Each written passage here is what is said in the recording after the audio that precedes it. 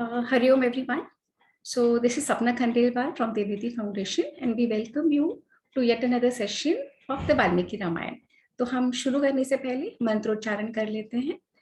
ओम रामाय रामभद्राय रामचंद्राय वेधसे रघुनाथाय नाथाय सीताया पतये नमः। ओम रामाय रामभद्राय रामचंद्राय वेधसे रघुनाथाय नाथाय सीताया पतये नमः।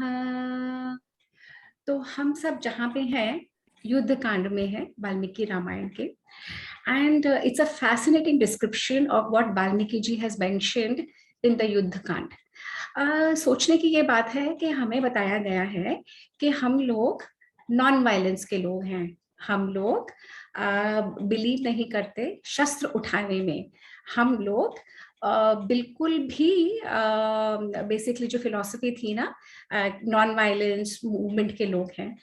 और यहाँ पे हम देखते हैं कि हमारे सारे देवी देवता के हाथों में शस्त्र हैं और हर एक को युद्ध लड़ना पड़ा था। श्री राम को अपने रीजंस के लिए युद्ध लड़ना पड़ा, श्री कृष्ण को अपने रीजंस के लिए युद्ध लड़वाना पड़ा, और हर एक जन ने ये नहीं कहा कि नहीं हम नहीं लड़ेंगे क्योंकि हम तो नॉन वायलेंट पीपल हैं, हम नहीं करेंगे क्योंकि हम इसमें मानते नहीं हैं ना। सब लोगों ने, सारे देवी देवताओं ने, सब भगवानों ने जब भी उन्होंने अवतार लिया धरती के ऊपर तो उन्हें युद्ध लड़ना पड़ा, पीरियड। और युद्ध लड़ने के रीजंस जो रहे हैं they are most important, primary reasons. अगर धर्म के लिए वो युद्ध करा जाता है, अगर जो जिस रीजंस के लिए वो युद्ध करवाया जाता है वो प्राइमरी है, मोटिव, मोटिवेशन किस पर्पस के लिए हो रहा है वो प्राइमरी है, वही डिफाइन करता है कि वो युद्ध धार्मिक है या नहीं। यहाँ पे हमारा धर्म, धार्मिक से मतलब रिलीजियन या anything to do with religion नहीं है। धर्म यहाँ पे प्योरली आपके फिजिक, आपकी ड्यूटीज, आपकी रिस्पॉन्सिबिलिटीज, आपकी ऑब्लिगेशंस, क्या जरूरी है क्या नहीं, क्या आपका कर्तव्य है, उसे डिफाइन करता है। तो धर्म की डेफिनेशन बहुत अगाढ़ है, बहुत प्रगाढ़ है और बहुत डिफरेंट अलग अलग इसमें बहुत इंटरप्रिटेशंस की बहुत वैरायटी है। पूरी जो महाभारत है वो धर्म को डिफाइन करने में लग जाती है। सिमिलरली यहाँ पे रामायण में, वाल्मीकि जी की रामायण में हम देखते हैं कि धर्म की डेफिनेशन क्या है और धर्म युद्ध किस लिए हो रहा है और राम ये युद्ध क्यों लड़ रहे हैं, उनको उन्हें जन्म क्यों लेना पड़ा। वो ईश्वर को स्वयं, साक्षात विष्णु को ये जन्म लेना पड़ा किसे मारने के लिए और क्या रीजंस थे। तो युद्ध कांड हमें वही सब बताता है। युद्ध कांड is a fascinating combination of sargas where it entirely leads up to why should it be done and Ravan को क्यों मारना जरूरी है, the whole premise being dharma and adharma. तो अब हम जहाँ पे थे ना, हमने देखा था कि राम और रावण का युद्ध हो रहा है और इस युद्ध में हम देखते हैं कि एक बार फिर लक्ष्मण को चोट लगी है। लक्ष्मण बहुत बुरी तरीके से लक्ष्मण के ऊपर अटैक हुआ है और लक्ष्मण घायल हो गए हैं, रक्त की धारा उनके शरीर से बह रही है और लक्ष्मण मूर्छित होकर धरती पर गिर पड़े हैं। हमें जहां तक जो हम लोग सीरियल्स देखते रहे थे, हमें ये समझ में आया था कि एक दफा हनुमान जी को संजीवनी बूटी लाने के लिए भेजा गया था और हनुमान जी उस पर्वत पे उस बूटी को आइडेंटिफाई नहीं कर पाए, तो हनुमान जी पूरा का पूरा पर्वत उठा के और ले आए और सुषेण जो उनके वैद्य होते हैं उन्होंने वो जो जड़ी बूटी थी एडमिनिस्टर कर दी और लक्ष्मण जीवित हो गए। पर जब हम वाल्मीकि रामायण पढ़ते हैं तो बहुत क्लियरली मेंशन है कि ऐसा एक दफे नहीं हुआ था, बट इट हैपेंड ट्वाइस। अब दोबारा लक्ष्मण कैसे मूर्छित हुए? लक्ष्मण ऐसे मूर्छित हुए कि यहाँ युद्ध हो रहा है राम और रावण का। रावण के सारे बड़े बड़े सेनापति का वध हो चुका है। महापाश का, महोदर का, अतिकाय का, अलग समय में अलग अलग उसके सेनापति थे और जिनका अलग अलग लोगों ने श्री राम की सेना में से वध कर दिया था।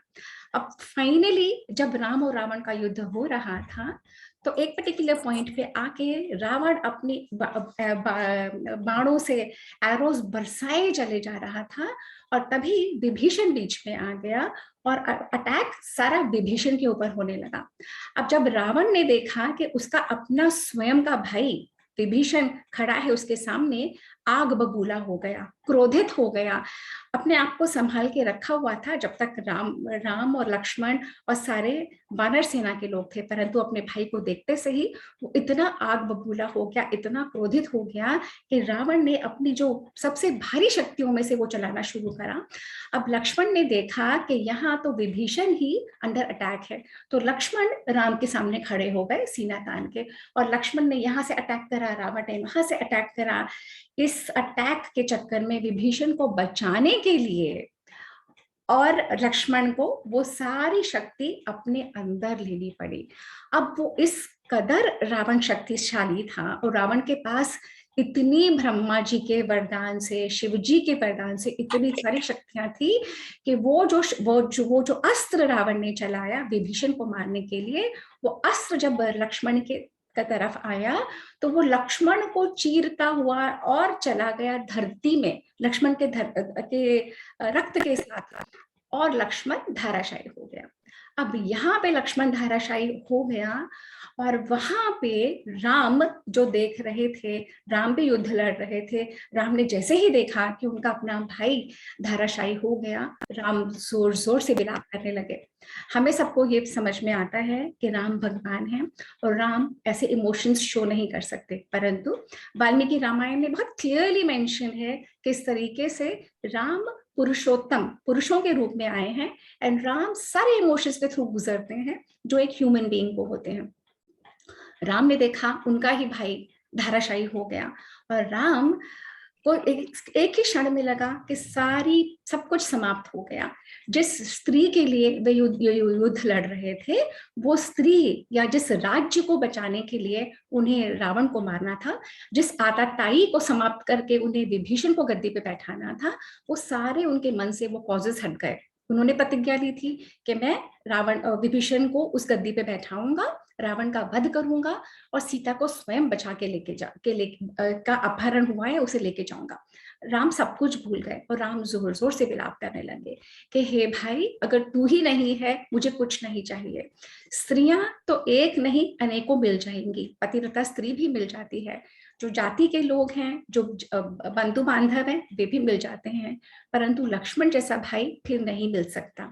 जो सहोदर भाई है, जो एक ही उदर में से पैदा हुआ है, एक ही माँ से, एक ही पिता से, वो नहीं मिल पाते, बाकी तो सब रिश्ते नाते मिल जाते हैं। और राम यहाँ पे विलाप कर ही रहे थे तो वहां पे सुषेण आए। सुषेण जो है वो इनके वैद्य हैं, और उन्होंने कहा श्री राम से, आप क्यों ऐसा विलाप कर रहे हैं? आप लक्ष्मण के चेहरे की कांति देखिए, उसके चेहरे का तेज देखिए, उसके चेहरे पे तेज है, उसके कांति नहीं गई, वो कहीं से भी मृत नहीं है, वो जीवित ही है, वो बेहोश हो चुका है, और हम उसके लिए औषधि मंगवाते हैं और इनको पुनर्जीवन प्रदान करते हैं। राम की जान में जान आई। अब सुषेण ने हनुमान जी को बुलाया और हनुमान जी से कहा, आप वहीं जाओ जो जाम्बवान ने आपको पर्वत बताया था, उसी पर्वत के दक्षिण तरफ की एक चोटी है, एक पर्वत शिखर है, उस पे आपको जड़ी बूटियां मिलेंगी, और मुझे चाहिए 4 जड़ी बूटियां चाहिए, मुझे उनका मैं औषधि बना के और लक्ष्मण को जीवित कराऊंगा। अब कौन सी जड़ी बूटियां हैं वो? एक थी विशल्यकरणी। विशल्यकरणी वो जड़ी बूटी है जो धसे हुए बाणों को निकालकर घाव भरती है और पीड़ा को हरती है। एक है सावर्ण्यकरणी बूटी, जो पहले किसी ही रंगत ले आती है चेहरे पे और पूरे बदन में, पूरे शरीर में। एक बूटी है संजीव करणी, जो मूर्छा को दूर करेगी और जो चेतना प्रदान करती है, जो भी बेहोश हो जाता है उन्हें ये बूटी दी जाती है। एक है संधानी, अगर कोई हड्डियां टूट गई हैं तो उन हड्डियों को हम जोड़ने का प्रयत्न करेंगे।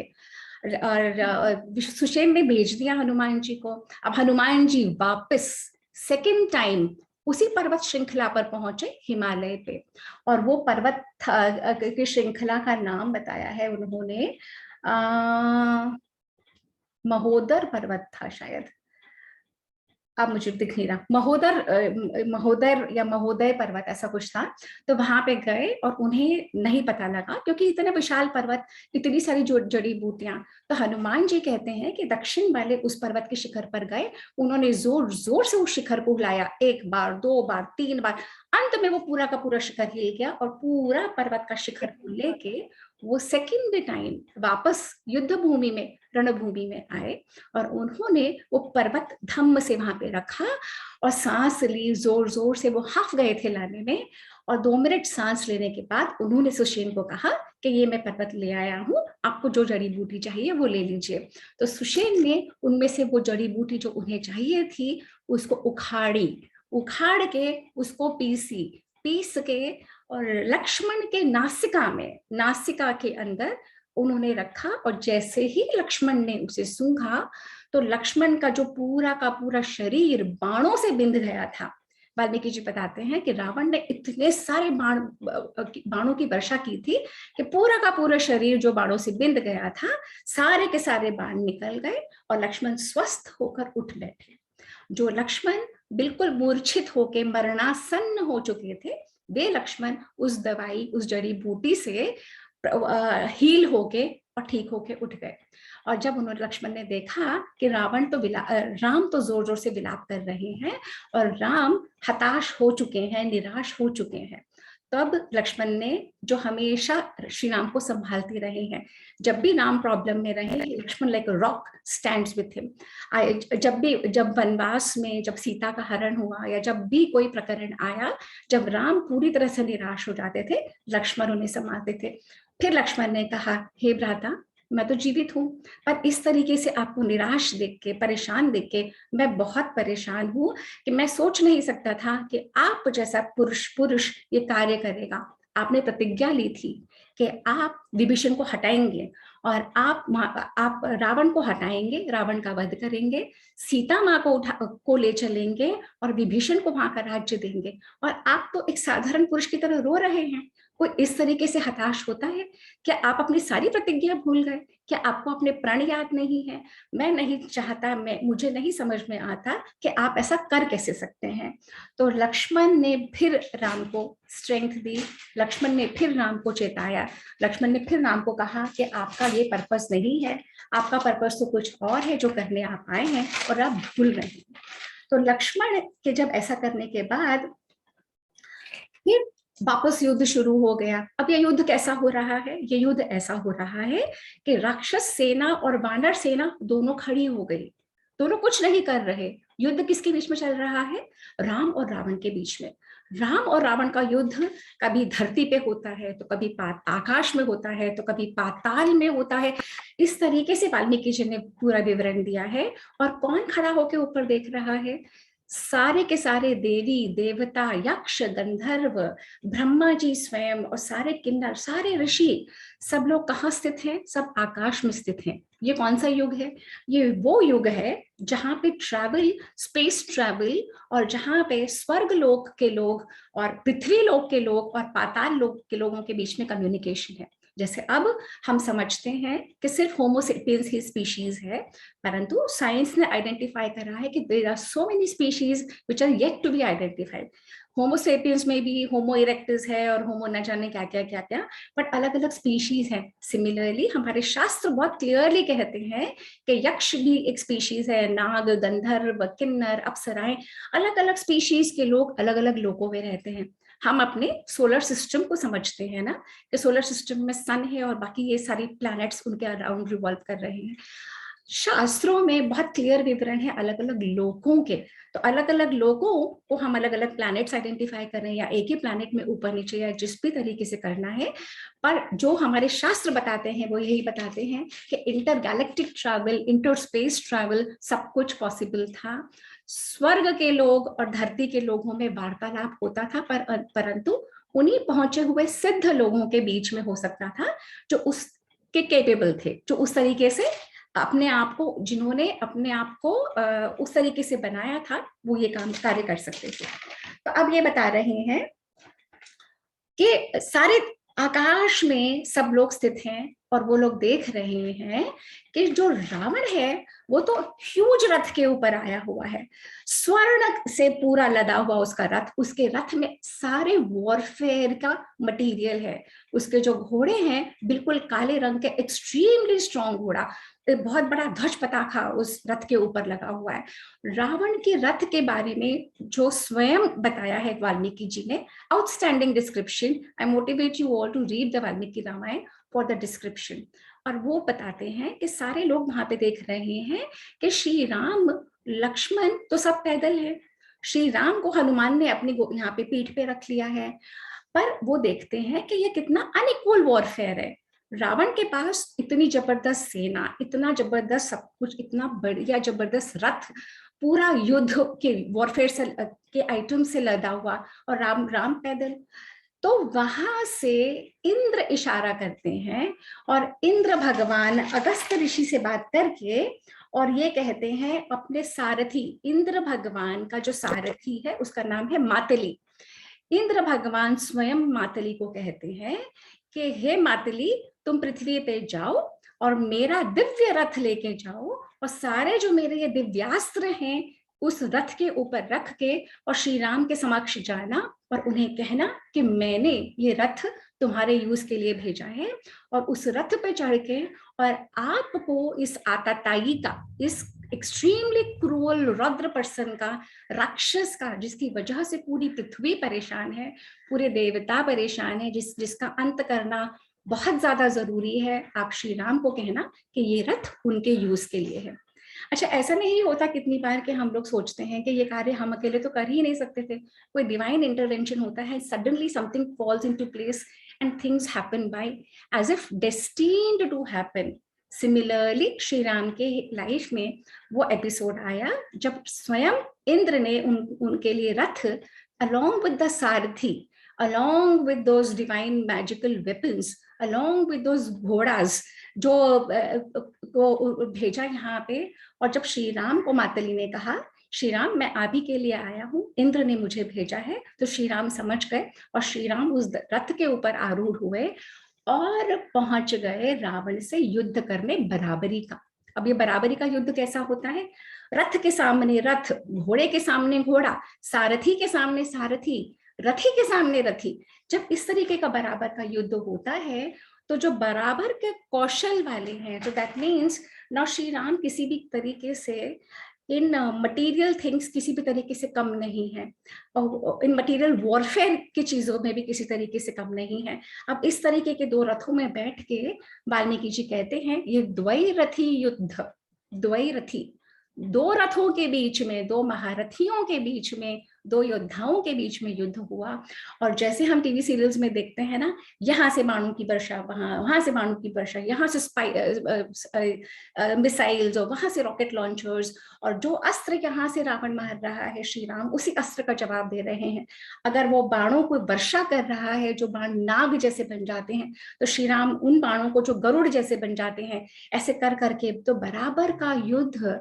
कोई नहीं जान पाता कि ये युद्ध कहाँ हो रहा है, पाताल में हो रहा है, आकाश में हो रहा है, धरती पर हो रहा है, बिकॉज सडनली एक सेकंड में वो यहाँ है, सडनली एक सेकंड में वहां पहुंच जाते, सडनली वहां पहुंच जाते।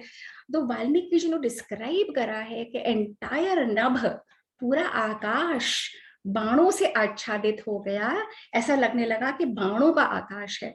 पूरी धरती बाणों से हो गई कि ऐसा लग रहा था बाण ही बाण है।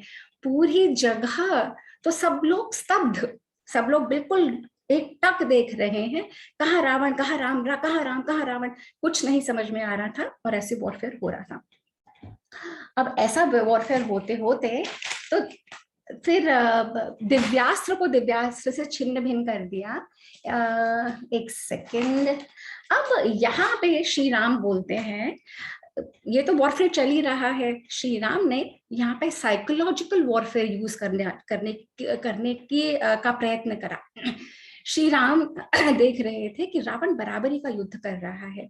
फिर रावण को श्री राम ने कहा तुम अपने आप को शूर बोलते हो, और तुम जब मैं वहां नहीं था तुम चोरी से मेरी स्त्री को हर लाए और अपने आप को शूर कहते हो, तुम अपने आप को शूर कहते हो, और तुम इस तरीके की हरकतें करते हो, आताताई हो, तुम सबसे बड़े राक्षस हो, तुम सब स्त्रियों को हर के ले जाते हो, तुम सबका बलात्कार करते हो, तुम शूर कहते हो अपने आप को, तुम अपने आप को शूर कहते हो, तुम तो सबसे बड़े चोर हो, तुम धर्म की मर्यादाओं को भंग करते हो और तुम अपने आप को शूर कहते हो, तुम कुबेर के भाई हो ना, और तुम बल से संपन्न हो, और तुम कहते हो कि मैं बहुत बड़े बड़े काम करता हूँ, और तुम ऐसे गलत घिनौने काम करते हो, अपने आप को शूर कहते हो, और तुम अभिमान में, अहंकार में सारे सारे निंदित कार्य करते हो, तुम्हारी बुद्धि खोटी है, निशाचर हो, चोरी करते हो और अपने आप को शूर कहते हो। अब रावण जितना स्वाभिमानी, जितना अहंकार, रावण और क्रोधित, रावण और क्रोधित, रावण और क्रोधित होता गया। तो सबसे पहले युद्ध के लिए क्या जरूरी है? युद्ध के लिए जरूरी है आपका बैलेंस ऑफ माइंड, आपका इक्वानिमस बिहेवियर, आपका presence of mind. Ram made sure कि रावण का प्रेजेंस ऑफ माइंड हिल जाए, रावण अस्थिर हो जाए, रावण अपने आप को ना संभाल पाए। और वही हुआ, रावण में इतना काम, क्रोध, लोभ, मोह, मद, मात्सर्य। रावण बहुत बड़ा वेदांतिन, बहुत बड़ा तत्व का ज्ञानी, बहुत बड़ा पंडित, बहुत बड़ा ब्राह्मण, परंतु जो रावण की अपनी ही नेगेटिव क्वालिटीज थी, श्री राम ने उन्हें उजागर करा रावण के अंदर at that point of time. और जब करते करते ऐसे हुआ, तब राम ने कहा अभी तुम्हें बताता हूं, जब तुम्हें यमलोक के दर्शन कराऊंगा ना, तुम्हारी ही लाश पृथ्वी पे पड़ी होगी, तुम्हारा, और वही जो ये गिद्ध है ना सारे में, वे तुम्हारी लाश की बोटी बोटी कर रहे होंगे, तुम्हारी ही आंतों को गीदड़ नोच नोच के, वाल्मीकि जी लिखते हैं डिस्क्रिप्शन इन द युद्ध कांड, तुम्हारी ही गीदड़, तुम्हारी ही आंतों को ऐसे लंबी कर करके सारे गीदड़ खाएंगे, सारे सर्प उन्हें नोचेंगे। तुम अपने आप को बहुत बल और पराक्रमी समझते हो ना, अब देखो क्या क्या होता है। अब यहाँ पे रावण सेन की सेना देख रही है, यहाँ पे वानर की सेना देख रही है, सारे देवी देवता, यक्ष, गंधर्व, नाग, किन्नर सब देख रहे हैं। राम और रावण का संवाद हो रहा है, राम और रावण के बीच में युद्ध होते होते व्यापक युद्ध हो रहा है। रावण नहीं समझ पा रहा क्या करना चाहिए, रावण हताश हुए चला जा रहा है, रावण संभाल नहीं पा रहा अपने आप को। तो जो रावण का सारथी था ना, उस पर्टिकुलर पॉइंट से पहले रावण एक बार युद्ध से भाग चुका था। जब रावण ने देखा कि लक्ष्मण के ऊपर जब अटैक हुआ और श्री राम जब इतने विचलित हो रहे थे, तब उस पर्टिकुलर पॉइंट पे, क्योंकि रावण बहुत ज्यादा थक गया था, तो रावण वापस लंका चला गया था, युद्ध मैदान छोड़ के भाग के। और वहां पे रावण ने नया रथ, नया सारथी, नया सब कुछ लिया। अब जब वापस आ गया था रावण, जब श्री राम उससे संवाद कर रहे थे, रावण विचलित हो गया था, तब जो रावण का सारथी था ना, वो बहुत स्मार्ट सारथी था, बहुत इंटेलिजेंट था, और वो उसने भांप लिया कि रावण बहुत ज्यादा परेशान हो चुका है, रावण हताश हो चुका है, रावण में उत्साह नहीं रहा लड़ने का, और रावण अब युद्ध नहीं जीत सकता। तो वो चुपके से रावण का रथ भगा के ले गया, रावण का रथ भगा के लंका में भी नहीं गया, कहीं किसी ऐसे स्थान पे चला गया जहां पे रावण और रथ और घोड़े सेफ रह सके। और जब रावण को पता लगा कि उसके सारथी ने ये काम किया है, रणभूमि में से उसे लेके आ गया, तो वो बहुत क्रोधित हुआ। रावण ने अपने ही सारथी को कहा, तूने या तो घूस ले ली है, तूने शत्रु पक्ष से मिलके घूस ले ली है, रिश्वत ले ली है, तुम उससे मिल गए हो, या तुम इतने ज्यादा अहंकारी हो गए कि तुमने सोचा भी नहीं कि तुमने मेरे लिए ये कार्य जो करा है, मेरा क्या यश रह जाएगा, लोग क्या सोचेंगे। देखिए रावण ने क्या कहा, रावण ने ये कहा कि तूने क्या मुझे पराक्रम शून्य, असमर्थ, पुरुषार्थ शून्य, डरपोक, अंधा, धैर्यहीन, ओछा, निस्तेज, माया रहित, अस्त्रों के ज्ञान से वंचित समझ रखा है, तूने मेरी अवहेलना करी, तू उस मनमानी करके मुझे युद्ध भूमि से लाया, पूरी जो सृष्टि है मेरे बारे में क्या सोचेगी कि मैं ऐसा कायर और डरपोक हूँ, रणभूमि छोड़ के चला गया, जबकि रावण ये कार्य पहले कर चुका है एक बार। पर जब उसने सारथी से ऐसे कहा, तो जो सारथी उस समय बताता है ना, it is something to be read and to remember. जिस नजरिए से ये ब्रिटिशर्स हिस्ट्री लिखते हैं ना, उससे हमें कोई नॉलेज, कोई इंफॉर्मेशन, उससे हमारी लाइफ में कोई चेंजेस नहीं आते, परंतु जैसे इतिहास हमारी सनातन संस्कृति में लिखा गया है ना, हमें संबल मिलता है, हम समझते हैं कि इतिहास लिखने का, इतिहास कहने और सुनने का क्या मोटिव है। इतिहास से अगर हम सीखते नहीं, समझते नहीं, अपनी लाइफ में चेंज नहीं लाते तो इट्स यूजलेस। तो यहाँ पे जो सारथी कहता है ना, रावण कहता है तू अनार्य है, तूने इस तरीके का कार्य करा है कि कोई भी अच्छा आदमी, कोई भी आर्य, ये हमें आर्य द्रविड़ बताते हैं ना कि we were Aryans who came from outside, this is all false and all bullshit. Ramayan में बहुत क्लियरली मेंशन्ड है कि आर्य हम सब हैं, हम सब जिनका कंडक्ट, जिनका बिहेवियर, जिनका आचरण बहुत अच्छा है, शुद्ध है, और जो वैदिक संस्कृति में बिलीव करते हैं। और अनार्य वो लोग हैं जो जिनका कंडक्ट अच्छा नहीं है। तो रावण कहता है अनार्य, क्या शत्रु ने तुझे ये सब तुझसे करवाया? तब सारथी कहता है कि हे रावण, पहले आप मेरी बात सुनो, फिर आप डिसाइड करना कि मैंने गलत करा है या नहीं। सारथी कहता है हे रावण, मैं देख चुका था कि तुम इतने थक चुके हो, तुम्हारे घोड़े इतने थक चुके हैं, तुम हताश हो चुके हो, तुम्हारे में उत्साह नहीं रहा। जैसे जैसे श्री राम आपको बोले चले जा रहे थे, आपका उत्साह, आपका एक्साइटमेंट, आपका मोटिवेशन, आपका सब कुछ इतना लो हो गया कि आप जीत नहीं सकते थे। तभी मैं आपको उस पॉइंट पे यहाँ ले आया कि आप अपनी स्ट्रेंथ रीगेन कर लो और आपके घोड़े भी अपनी स्ट्रेंथ रीगेन कर ले, फिर हम वही जाएंगे। उसने कहा आपको पता है ना कि सारथी के क्या क्या कर्तव्य होते हैं? सारथी के कर्तव्य होते हैं कि देश काल में शुभ अशुभ का लक्षण, सभी चीजों में चेष्टा, उत्साह, और सारथी को पता होना चाहिए बॉडी लैंग्वेज से कि उसका अपना जो है और उसका जो शत्रु का जो सारथी और शत्रु जो है उनकी क्या बॉडी लैंग्वेज है।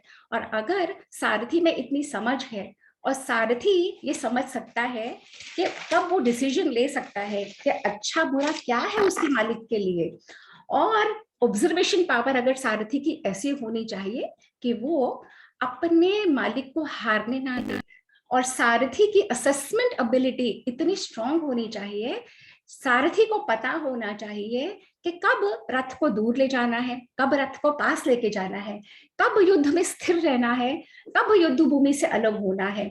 सारथी को पता होना चाहिए कि जमीन कैसी है, ऊंच नीच कहाँ है। सारथी को पता होना चाहिए कि कहाँ विश्राम लेना है, कहाँ चलना है। सारथी को पता होना चाहिए कौन सा उपयुक्त अवसर है। सारथी को पता होना चाहिए शत्रु की दुर्बलता और अपने स्वयं के मालिक की स्ट्रेंथ और दुर्बलता। और जब ये सब सारथी को पता होगा तो वो अच्छा सारथी होगा, और वही सारथी अपने मालिक को, अपने रथी को वो विजय दिलाएगा। तो जो हमें पता है ना कि गीता में श्री कृष्ण महाभारत में अर्जुन के सारथी बनते हैं, तो सारथी का रोल इज एक्सट्रीमली इंपॉर्टेंट। हम सब समझते हैं कि बस वो ड्राइवर है उस रथ का, ऐसा नहीं है। अ सारथी is the one who makes और breaks. A Sarathi is the one who can make or break the situation, who can make or break the person। तो यहाँ पे जो रावण का सारथी है वो रावण को सारी बात कह रहा है, और फिर रावण से कहता है मैं आपका उपकार भूला नहीं हूं, मैं आप ही की जैसा आप कहेंगे वैसा ही करूंगा, परंतु मैंने अपनी मनमानी करी नहीं, परंतु आपको रीजंस जानना बहुत जरूरी है, मैं क्यों आपको लेके आया। तब रावण समझ जाता है कि इसका सारथी शत्रु से नहीं मिला, इसका सारथी सही था, और रावण कहते मुझे युद्ध भूमि में वापस ले चलो। अब हम पहुंचे हैं 105वें सर्ग में। हमने आज शुरू करा था 102वें सर्ग से 105वें सर्ग में।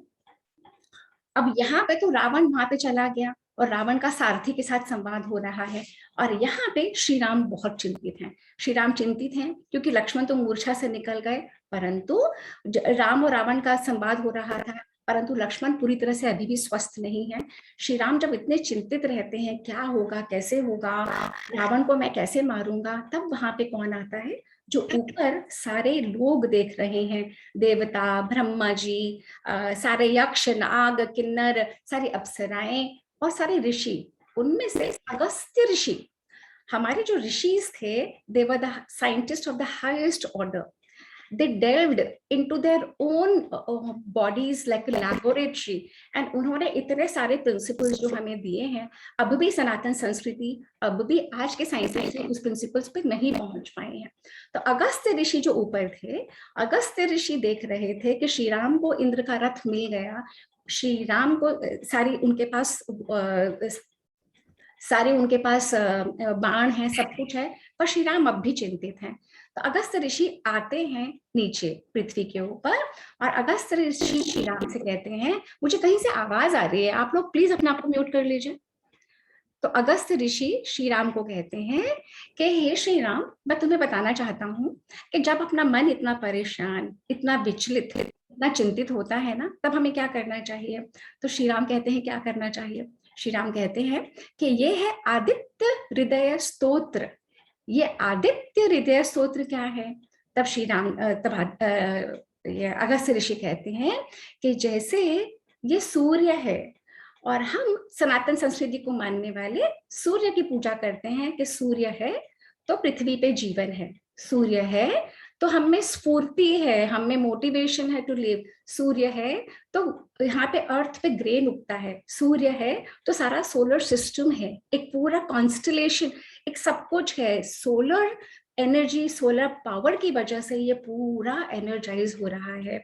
तो सूर्य को ग्रैटिट्यूड देते हुए, सूर्य को प्रणाम करते हुए, सूर्य से स्ट्रेंथ मांगते हुए अगर आप करोगे, जैसे विष्णु सहस्त्र नाम है, विष्णु जी के 1000 नाम, वैसे विष्णु जी के एक एक नामों पे जब हम मेडिटेट करते हैं, जब हम विष्णु सहस्त्र नाम की चैंटिंग करते हैं, तो हम में विष्णु जी के जितना स्ट्रेंथ और बल हम उनसे मांगते हैं कि हे विष्णु जी, आप हमें वो स्ट्रेंथ दीजिए, हमें वो बल दीजिए, हम खाली हाथ आए थे, हम खाली हाथ जाएंगे, आप ही की स्ट्रेंथ से हम ये जीवन को जी सके।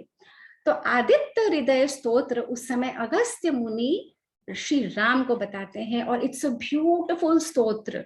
ये जो पूरा 105th सर्ग है, अगर कोई भी आप में से देखना चाहे, यूट्यूब पे शोभा मुद्गल द्वारा ये आदित्य हृदय स्तोत्र आप करिए। It's about 7 to 10 minute. अगर वो चैंट हम पूरा करते हैं, तो जो ये चैंट करता है उसे विजय मिलती ही मिलती है, उसका मन शांत हो जाता है, उसे समझ में आ जाता है कि एक मिनट, ये जो परम पवित्र संपूर्ण शत्रुओं का नाश करने वाला स्तोत्र है, ये विजय की प्राप्ति कराता है, पापों का नाश कराता है, ये मंगल, चिंता और शोक को मिटाता है। तो ये बहुत अच्छा तरीका है अपने माइंड की नेगेटिविटीज को हटा के अपने अंदर पॉजिटिविटी भरना, अपने अंदर एक सेल्फ रीइंफोर्समेंट करना कि जो मैं मांग रही हूँ सूर्य से, वो मुझे मिलेगा, और लाइफ का डायरेक्शन, अपने आप नेगेटिविटी से कोई काम करना, पेसिमिस्टिक होके, और वही काम पॉजिटिव वे में करना, ऑप्टिमिस्टिक होके, और सारा रिजल्ट बदल जाता है। तो अगस्त्य ऋषि कहते हैं जो सूर्य के अलग अलग नाम हैं, रश्मि मते नमः, समोद्युत्ते नमः, देवासुर नमस्कृत्ये नमः, विवस्वते नमः, भास्कराय नमः, भुवनेश्वराय नमः, ऐसे अलग अलग नामों से, अलग अलग इस तरह से बहुत सारे नाम अगस्त्य ऋषि ने श्री राम को स्तोत्र के रूप में वहां पे प्रदान करे, for the benefit of entire human kind. कि जब हम इन नामों का, उनका मीनिंग समझ के अपने हृदय में जब हम इनका जाप करते हैं, एक सेकेंड, क्या हुआ, आवाज नहीं आ रही क्या? अच्छा, तो ये आशिमा कुछ कह रही है।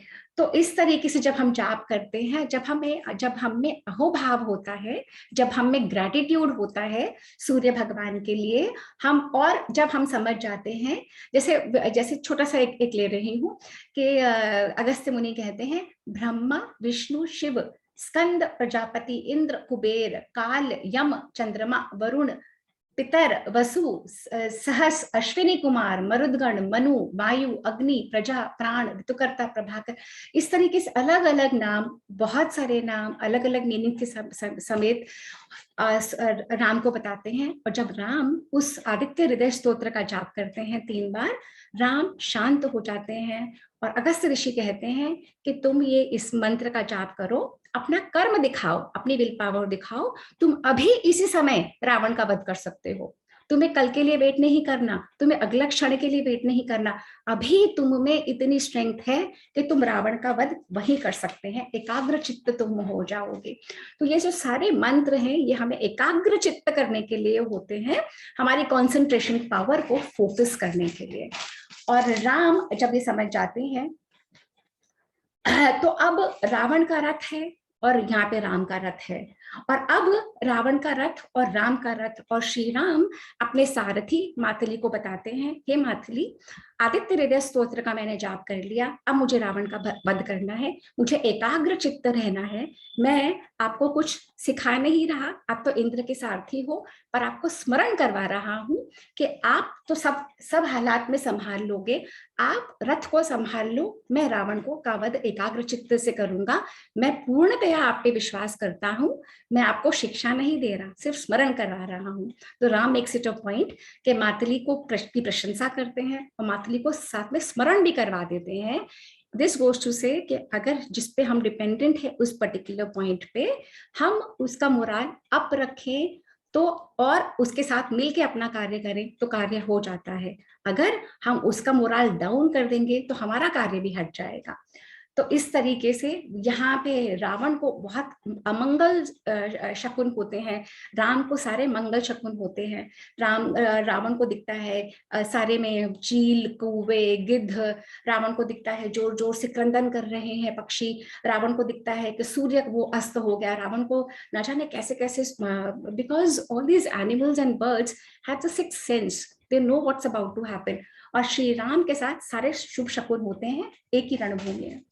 इसके बाद घनघोर युद्ध प्रारंभ हो जाता है। वही युद्ध कभी आकाश में, कभी पृथ्वी पे, कभी पाताल में, कौन किसके कंपैरिजन में है, कौन क्या कर रहा है, दोनों एक दूसरे के बराबर। वहां से वो जिस तरीके का वाल्मीकि जी ने डिस्क्राइब करा है, it's magical, one has to read it to believe that whole thing, you know. तो युद्ध हुए चले जा रहा है। वाल्मीकि कहते हैं कि इसकी कोई सिमिली नहीं है, राम रावण के बराबर, रावण राम के बराबर, ऐसा पृथ्वी में कुछ नहीं है जो दोनों के बराबर है। ऐसे कर करके और फिर राम मारते चले जाते हैं। एक पॉइंट आता है जब राम रावण का एक सिर धड़ में कानों के कुंडलों पहने हुए उड़ा देते हैं। जैसे ही राम रावण का एक सर उड़ा देते हैं, एक और सिर उगाता है। इस राम उसको भी तीर से उड़ा देते हैं सर को, वो सर भी गिर जाता है, रावण का दूसरा सर उगाता है। ऐसे तीसरा, चौथा, पांचवा, छठा, ऐसे कर करके 100 सर रावण के आते जाते हैं, आते जाते हैं, आते जाते हैं, आते जाते हैं। राम मारते जाते हैं, मारते जाते हैं, सिर धड़ से अलग होते जाते हैं, फिर से प्रकट हो जाते हैं।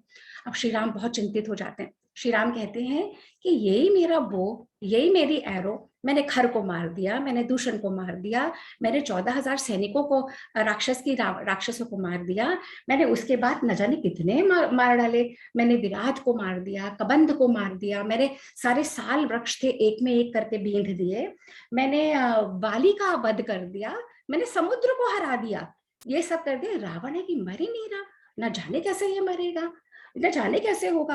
अब यहाँ से राम मारे जा रहे हैं, रावण भी कौन सा कम, रावण वहां पे मूसल, अलग अलग ऐसे ऐसे बाण मारता था कि उन बाणों में अलग अलग वेपन्स निकल के गिरते थे राम के ऊपर और राम की सेना के ऊपर। मतलब बाणों से कहीं से मूसल गिर रही है, कहीं से गदाएं गिर रही है, कहीं से मतलब अलग अलग वेपन्स।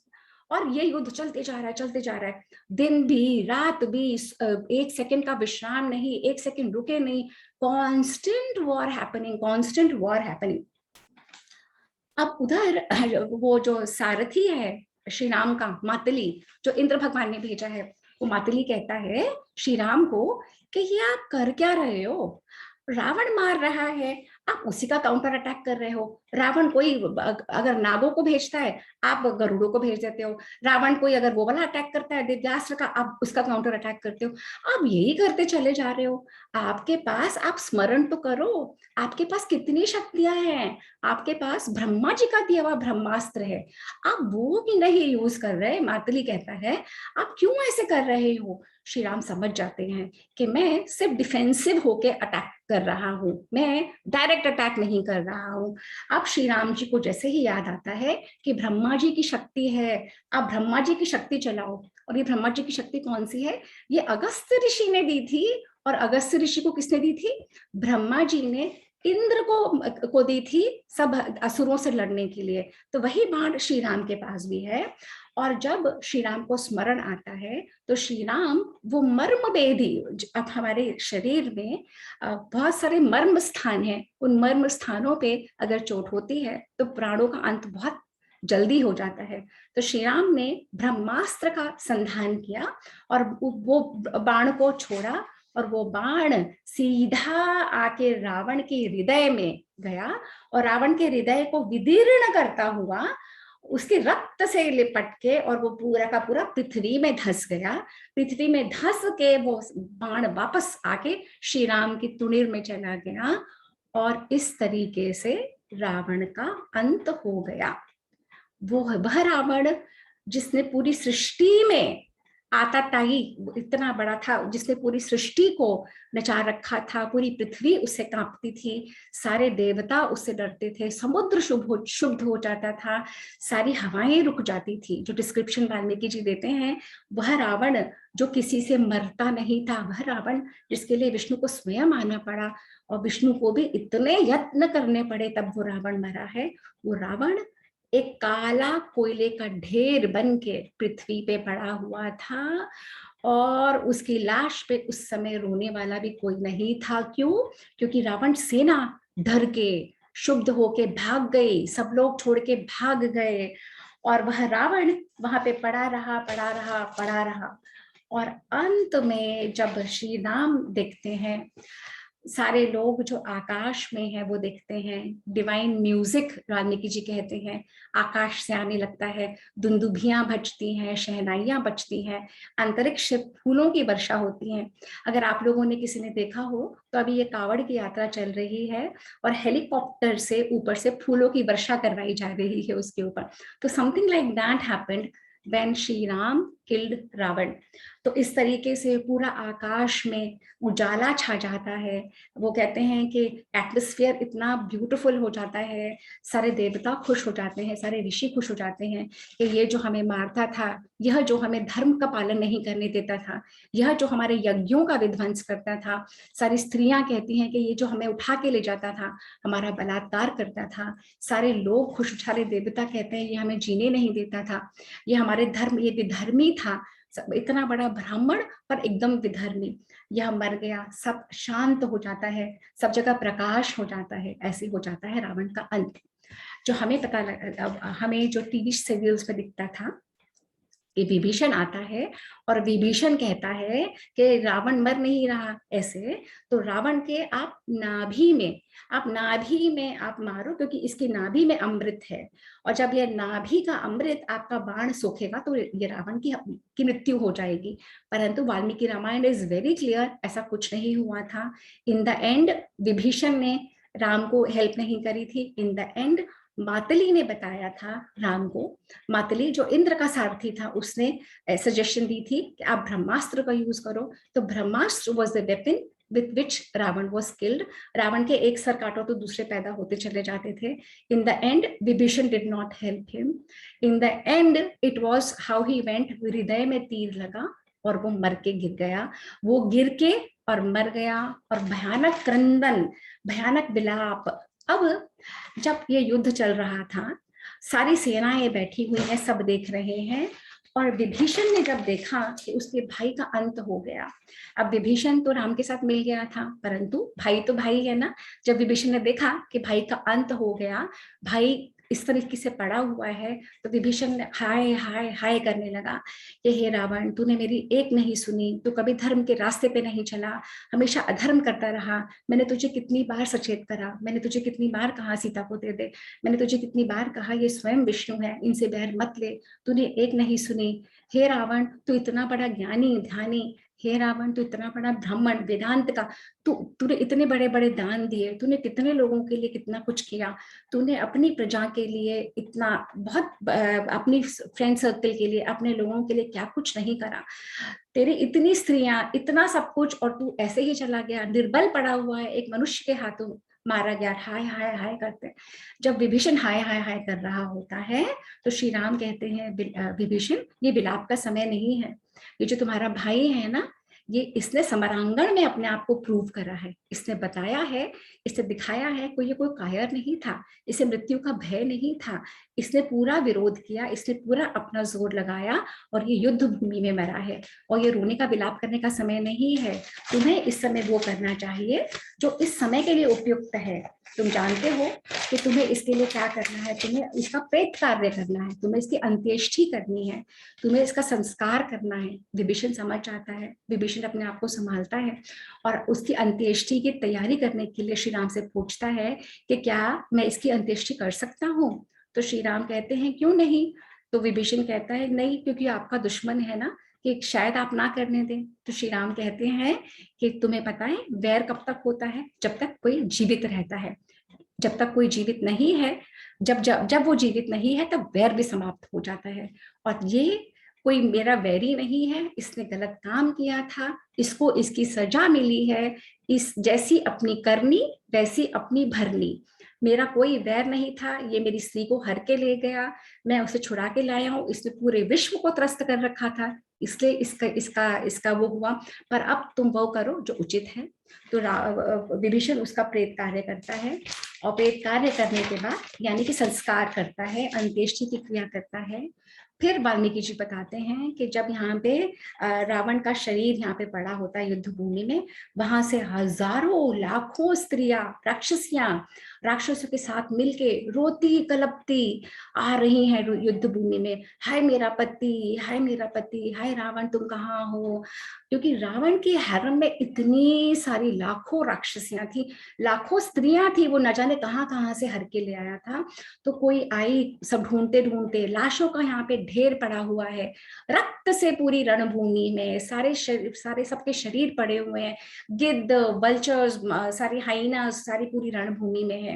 और एक जगह रावण जहाँ पे काला, वाल्मीकि जी कहते हैं काले पहाड़ की तरह रावण की काया पड़ी हुई है, तो सारी स्त्रियां आके उसे लिपट जाती हैं, कोई उसके हृदय से, कोई उसके पैर से, कोई उसकी बाजू से, कोई पछाड़ खा के गिर जाती है, हाय रावण, हाय तुमने क्या करा, हम सबने कहा था कि मत सीता को छोड़ दो, तुमने नहीं सुना, तुमने अपने अहंकार में, अपने हट की वजह से सबका नाश कर दिया, अपना स्वयं का, सब राक्षसों का, लंका का, हमारा, ये तुमने क्या करा, तुमने कभी धर्म के ऊपर ध्यान नहीं दिया। ऐसे कह के अलग अलग रोती हैं और खूब जबरदस्त विलाप पे विलाप होते चले जाता है।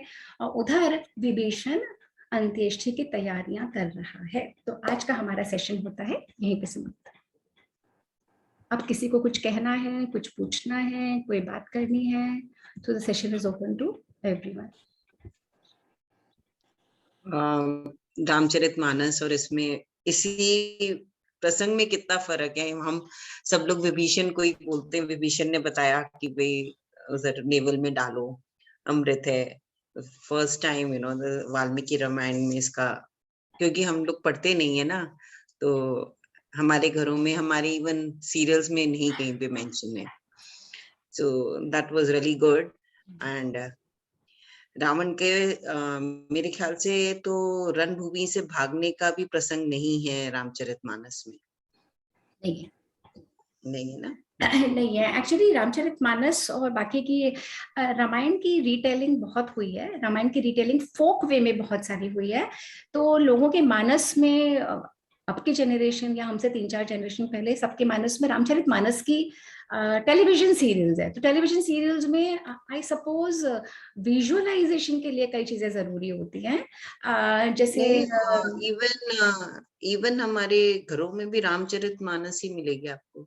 मम्मी लोग जो भी पढ़ते थे सब रामचरितमानस ही पढ़ते थे। क्योंकि वाल्मीकि रामायण का एक तरीके से इम्पैक्ट होता ही है ज्यादा। देखिए हमें भी याद है, हमने कितने बचपन में देखी थी, तो हमें अभी तक याद है। रामचरित रामायण का, वाल्मीकि रामायण का एक तरह से लोप हो चुका था, क्योंकि एक तो ये गूढ़ संस्कृत में है, difficult to understand, difficult to retell, and it's a big big volume. तो एंड बीच में आक्रांताओं की वजह से रामचरितमानस ने ही हमें बचा के यहाँ तक ले आए। तो अब टाइम है कि जो दीदी फाउंडेशन का ये इनिशिएटिव है, ये हाईली प्लॉडेबल है और हम ये तो बेसिकली फोक की तरह लोगों को पर पास ऑन हो गई, नहीं तो भूल ही जाते। बिल्कुल बिल्कुल बिल्कुल बिल्कुल। तो जिस भी वे में आई, जैसे भी आई, तो ये जो विभीषण का एपिसोड है और ये अमृत है नाभि में, नाभि कमल में, उसके कई सारे कॉनोटेशंस हैं। कॉनोटेशंस ये है कि नाभि की वजह से ही जीवन मिलता है और नाभि की वजह से ही खत्म भी हो जाता है। तो कुछ लोग कहते हैं कि तुलसीदास जी ने ये कहा है कि नाभि में अमृत है, नाभि की वजह से अमृत, नाभि से ही मरेगा या नाभि से ही नहीं मरेगा। तो कई सारे कॉनोटेशंस हैं, पर वाल्मीकि जी तो बहुत क्लियर है। वाल्मीकि जी कहते हैं छाती में लगा, विभीषण का कोई रोल नहीं था। वाल्मीकि जी कहते हैं हनुमान जी को 2 बार लाना पड़ा, वो पूरा पर्वत एक बार नहीं। वाल्मीकि जी कहते हैं लक्ष्मण 2 बार मूर्छित हुए और तीसरी बार गरुड़ ने भी आके बचाया। तो कई सारी छोटी छोटी छोटी चीजें जो हमें पता नहीं थी पर अब पता लग रही हैं। So it's a fascinating journey of what they're learning, and all of us are learning, और स्पेशली जो कंडक्ट करता है उसको ज्यादा लर्न कर जाता है। चलिए, एनीबडी हैज एनी क्वेश्चन? गरिमा जी, रितु जी, किसी को है कुछ पूछना? नहीं तो will wind up the session. कुछ कहना चाहते हो रितु जी आप? नहीं, बहुत अच्छा लगा सुन के और काफी नॉलेज मिली। नेक्स्ट भी जब भी कभी ऐसे सेशन हो तो जरूर इन्फॉर्म करिएगा। आप उस ग्रुप पे नहीं है जहाँ पे इंफॉर्मेशन मिलती है? आपको कैसे इंफॉर्मेशन? नहीं, मुझे तो आज किसी ग्रुप पे और किसी ग्रुप से आया था तो मैंने ऑन कर लिया था। तो एक बार आप बता देंगे कौन सी ग्रुप में, आप अपना नंबर दे दीजिए, हम आपको फिर जी जी, क्योंकि सुन चैट बॉक्स में डाल दीजिए अपना नंबर। एंड गरिमा आपको भी जोड़ना है या आप जी, जोड़ते? नहीं, मैं जुड़ना चाहती हूँ। मैं गरिमा ही बोल रही हूँ। मैं अच्छा, जुड़ना चाहती हूँ। बहुत अच्छा लगा मुझे आज ये सुनने में ना। तो गरिमा आप अपना प्लीज नंबर चैट बॉक्स में डाल दीजिए, जी क्योंकि जी। हाँ पब्लिक इन्फॉर्मेशन नहीं करनी। और रितु अगर आप भी सुन रही हैं, आपको जुड़ना। I just joined actually. I forgot. मैं भूल गई थी। How did you get the information? What's your full name? Group पे है ना, ग्रुप पे आपने डाला Okay, got it, Ritu. I must have sent it to you. Got it, Ritu. I'll just हाँ जी। yeah, fine. So you wish to know the information? I'll add you to the group, Ritu. Okay. Okay. Yeah. And Garima, you also want information? अच्छा चलिए, जी हाँ जी। तो आप अपना chat box में number डाल देंगी तो हम आपको ऐड कर देंगे। जी, वही मैं देख रही थी, 1 मिनट। ओके, तो Ritu is NFC friend only, है ना? मैंने भेजा। वनाली सत्य में वाइंड अप करूं? हाँ, मैं नोट कर लूंगी नंबर। आप नंबर तो जैसे हमने देखा एक फैसिनेटिंग जर्नी, रावण का अंत कैसे होता है, और रावण का अंत भी उतना ही ड्रामेटिक है जितनी रावण की जर्नी थी। रावण के अंत पे पूरी पृथ्वी, पूरी सृष्टि रिजॉइस कर रही होती है। It is a relief to everybody that finally he is gone. तो अब के जो लोग हैं जो हमें बताने की कोशिश करते हैं कि रावण ऐसा नहीं था, क्योंकि रावण को की शूर्पणखा की बहन के ऊपर राम ने अटैक किया था, इसलिए रावण ने ये सब करा। Sorry, apologist for Ravan. Valmiki ji is very clear, Ravan was the highest, the biggest rakshasa of the highest order, और उस रावण को समाप्त करने के लिए स्वयं विष्णु को आना पड़ा। तो हमें अपनी प्रायोरिटीज, हमें अपनी माइंडसेट बिल्कुल क्लियर रखना चाहिए कि रावण के लिए अपॉलॉजी देने की हमें कोई जरूरत नहीं है। रावण की डेथ को आज भी सेलिब्रेट किया जाता है। रावण के वध को हर दशहरे पे अलाइव रखा जाता है, जिससे हम लोग रिलिव कर सके कि अंधकार के ऊपर उजाले की हम लोग रिलिव कर सकें कि जो इतना अधर्म करते हैं उनकी मृत्यु, उनका अंत करना धर्म फॉलो करने वाले लोगों के लिए कितना ज्यादा जरूरी है। तो जो लोग वाल्मीकि रामायण को नहीं पढ़ते वो लोग ये बोल सकते हैं, जो लोग वाल्मीकि रामायण का अध्ययन कर लेते हैं वो लोग बहुत क्लियर है रावण का क्या रोल था, रावण का क्या पर्पस था, राम का क्या रोल था, राम का क्या पर्पस था, और क्यों रावण का खत्म होना इतना जरूरी था। तो रावण का वध हमने आज सेलिब्रेट करा। अब नेक्स्ट सेशन में हम देखेंगे कि वध तो हो गया, जो रामायण का पर्पस था, जो राम की जर्नी का पर्पस था, एक तरह से वो यहाँ पे समाप्त हुआ। परंतु उसके बाद क्या होता है, उसके बाद क्या होता है, मंडोदरी क्या करती है, विभीषण का क्या होता है। राम चाहते तो लंका पे राज कर लेते, राम चाहते तो पूरी सोने की लंका को अपना ले लेते, राम चाहते he could have done anything, but Ram ने वहां पे किसको बैठाया, फिर राम की जर्नी में क्या आया, तो वो हम करेंगे नेक्स्ट ट्यूसडे 4 to 5। और देवदीति फाउंडेशन की तरफ से ये देवदीति स्वाध्याय क्लब का इनिशिएटिव है, जहाँ पे हम एक ग्रुप में वाल्मीकि रामायण का अध्ययन कर रहे हैं। हम एक सेशन जो है, एक वक्ता सेशन लेता है और बाकी हम ग्रुप डिस्कशन करते हैं। आप लोग भी सब इस मुहिम में जुड़िए और हम सब मिलके अपने देश की सभ्यता और संस्कृति को आगे बढ़ाएं। Hari Om everyone. Thank you for joining. Thank you so much. Thank you. Thank you. Thank you.